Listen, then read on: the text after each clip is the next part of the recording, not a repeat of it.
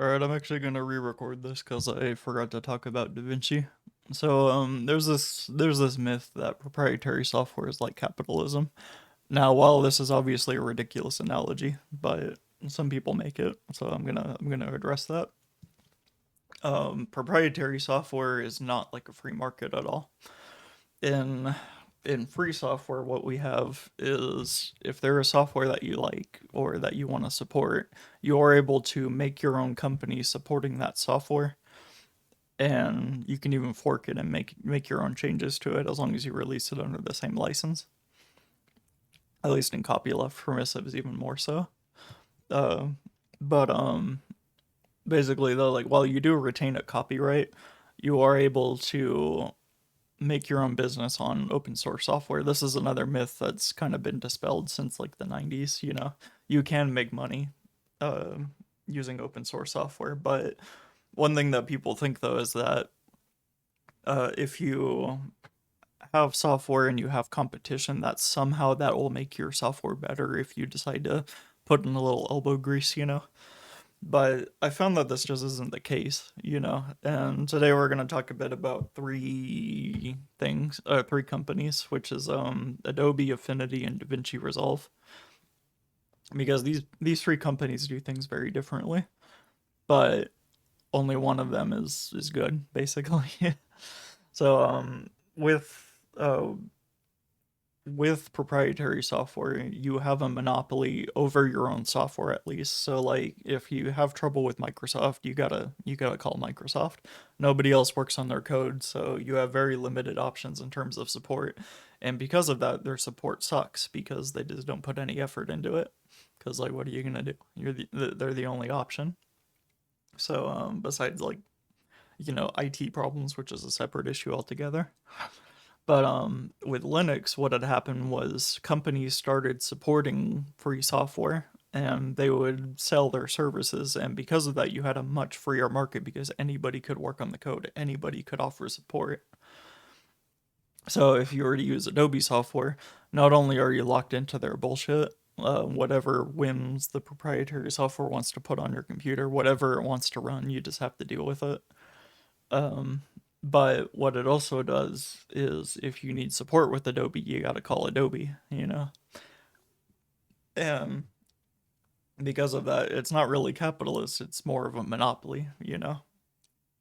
And let's say, even for instance, that now that we're going to talk about Affinity, let's say Affinity actually did provide a very compelling alternative to Photoshop or something, or Designer, or whatever their software is.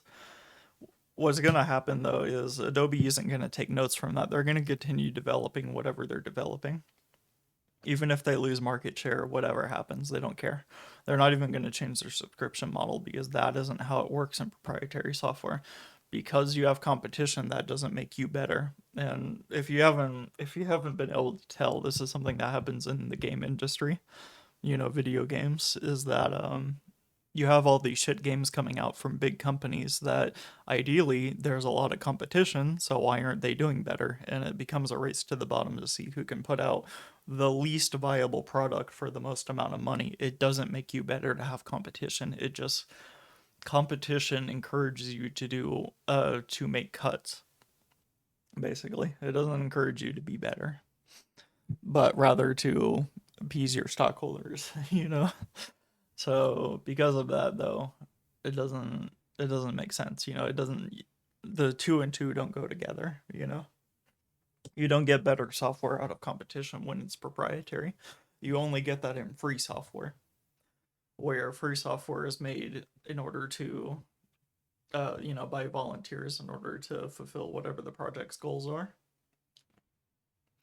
So, now let's talk about Affinity because Affinity is kind of the word of the day. They've got a 50% off sale. They're advertising that they have no subscription. So, ooh, it must be better than Photoshop, right? I don't have to pay a subscription.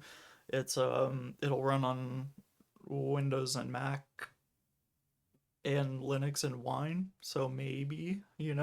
Now here's the problem. You when you're buying Affinity, you're buying Affinity 2. Now Affinity 3 can come out next week. And because it's proprietary, you don't even know that Affinity 3 is going to work on Linux. in the future. You don't know. Like, whatever they want to do as a company, that's going to affect you. So, is this an alternative to like Krita or GIMP or whatever, whatever you end up using? Probably not, because they don't officially support Linux. So, I would highly advise against running anything that depends on Wine in order to run. You should be running software that doesn't depend on Wine, because otherwise that can change. So, of course, though, there's the other thing where you buy Affinity 2 now, you get support for the next year, 2 years, maybe until Affinity 3 comes out, and then you got to go buy it again.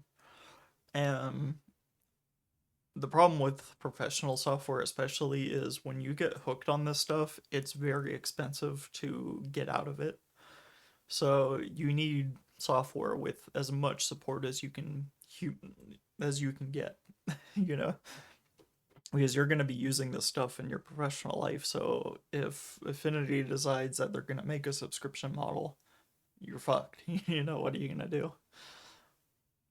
So that's kind of the problem with it, right? Now, what about DaVinci Resolve? Because DaVinci Resolve is a proprietary binary that supports Linux. They officially support Linux, and they have their own professional one that has like hardware encoding and stuff. So would you be better off buying Linux supporting software? Yes. You would be much better off buying software that supports the operating system you use. Because God forbid you have to switch to Windows or Mac because you got hooked on the software and you can't change it now. But with DaVinci, again, it's also a pay once, never pay again. You get updates as long as the company lasts, as far as you know. So, but again, being proprietary, as far as you know, that's kind of the trick. Is they could end up making a subscription model. They could strip out some features and resell them to you. You don't know. But what are you going to do? It's binary, and it has to get updates and all that. So the best out of the three, obviously, is DaVinci, just especially if you're a Linux user. But I would recommend against running Affinity at all. Just don't bother with it. But I wanted to dispel that myth that proprietary software is like capitalism, because it's really not. Free software is like capitalism, despite what people say that it's like communism, because communism doesn't really make sense. Communism is like, people always say, oh, well, you're sharing, so it must be communism. It's like, no. In communism, you are forced to share, whereas in capitalism, you want to share. You know what I mean? So, yeah, I mean, because sharing helps improve everything, gives you better business. So it makes sense. But that's really it. Thanks.